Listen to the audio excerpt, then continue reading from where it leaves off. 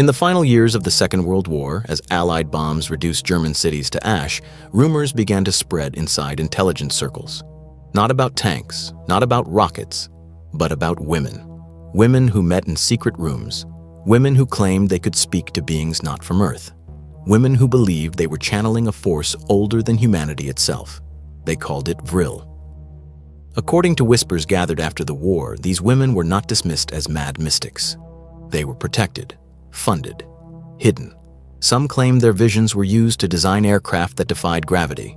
Others said their messages guided secret weapons projects buried deep beneath the mountains of Germany.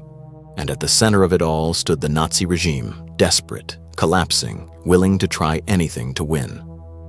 There were no photographs released, no official documents made public, only fragments, a few intercepted letters, testimonies from engineers who vanished, occult symbols found in underground facilities, and references to a society that officially never existed, the Vril Society. Were these women frauds, caught in a storm of myth and fear? Or were they part of something darker, something the modern world was never meant to understand? A secret program, a hidden belief, a desperate gamble by a dying empire. This is not a story of certainty. This is a story of shadows, of half-burned files, and questions that refuse to die. This is the story of the Vril Society, and why some believe the Third Reich searched for power not in factories or laboratories, but in the human mind itself. After the humiliation of the First World War, Germany was not just broken economically, it was spiritually shattered. The Treaty of Versailles had crushed the nation's pride. Inflation spiraled out of control.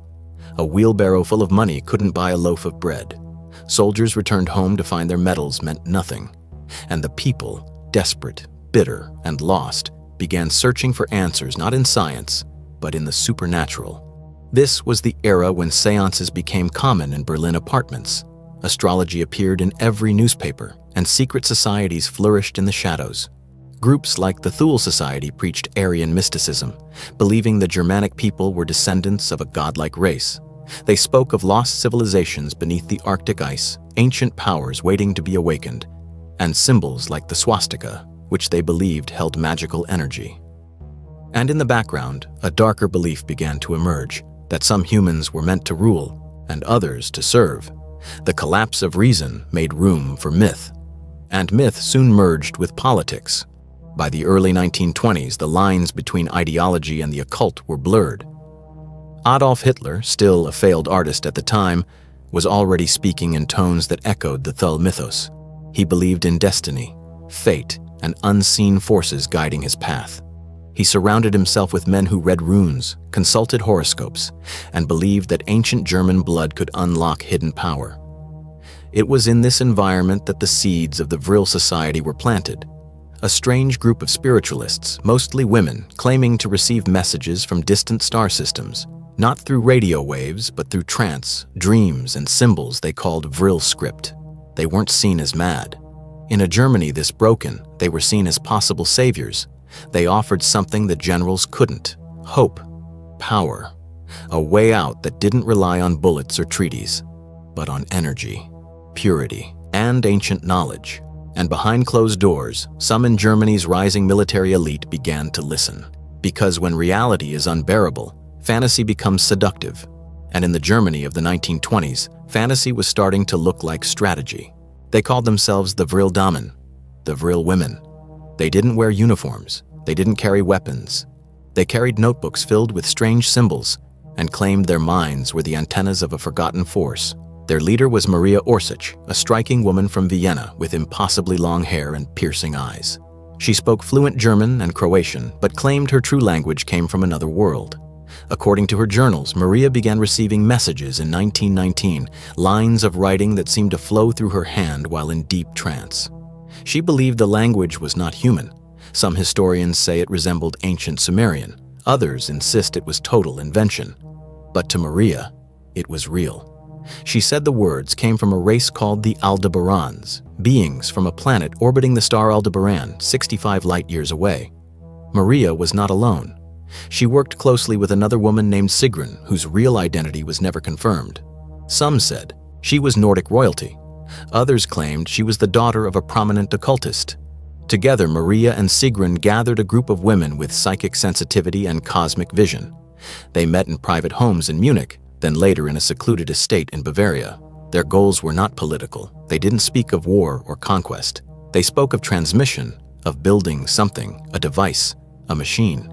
They believed the symbols they received from the Aldebarans contained blueprints for a type of flying disc powered not by fuel, but by Vril, a form of energy that came from the human spirit, the Earth's magnetic field, and the alignment of cosmic forces.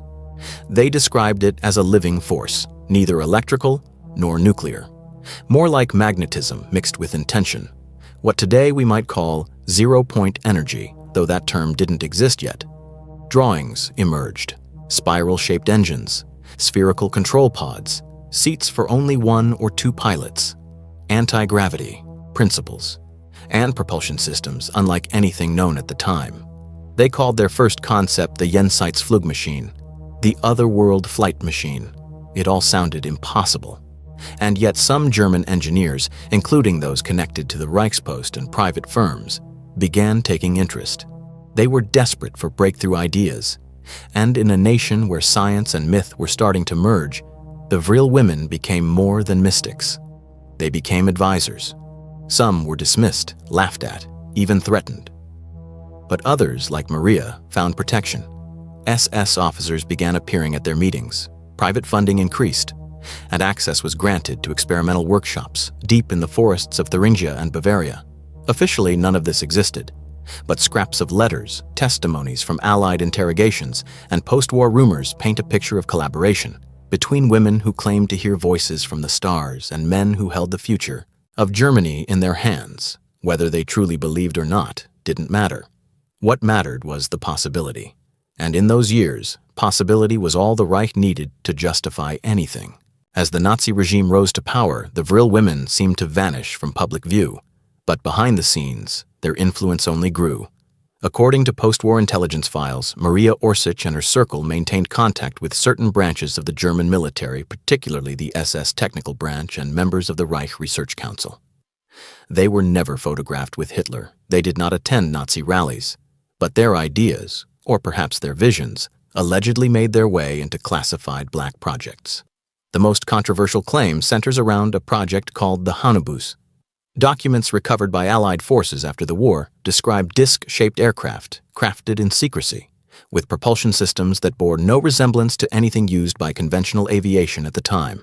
Schematics showed massive flywheels, gyroscopic stabilizers, and references to an inner core of Vril energy.